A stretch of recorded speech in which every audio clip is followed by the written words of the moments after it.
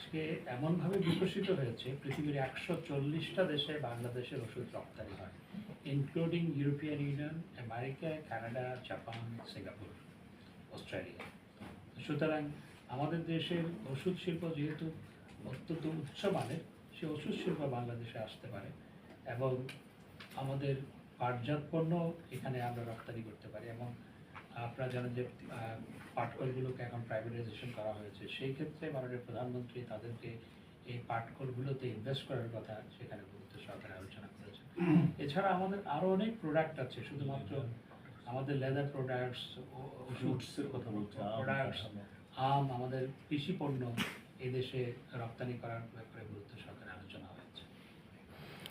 মাননীয় মন্ত্রী, আগামীকাল চীনের প্রেসিডেন্টের সাথে আমাদের মাননীয় প্রধানমন্ত্রীর বৈঠক আছে। এই শি জিনপিংয়ের কাছে বাংলাদেশের প্রত্যাশাটা কি?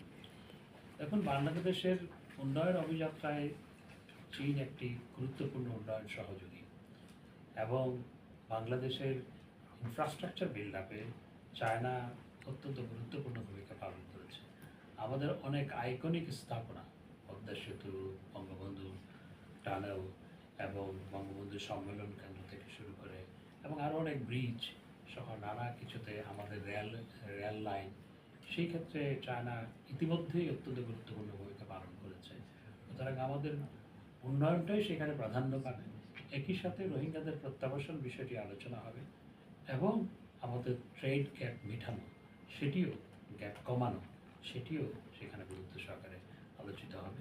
এবং চাইনিজ কমিউনিস্ট পার্টির সাথে আলোচনায় ইন্টারন্যাশনাল ফোরামে যে আমাদের অনেক ক্ষেত্রে আইডেন্টিক্যাল পজিশন, সেটি নিয়ে আলোচনা হয়েছে। বিশেষ করে বিশ্ব শান্তি প্রতিষ্ঠায় আমরা একযোগে কাজ করতে হবে, সেটিও সেখানে গুরুত্ব সহকারে আলোচনা হয়েছে।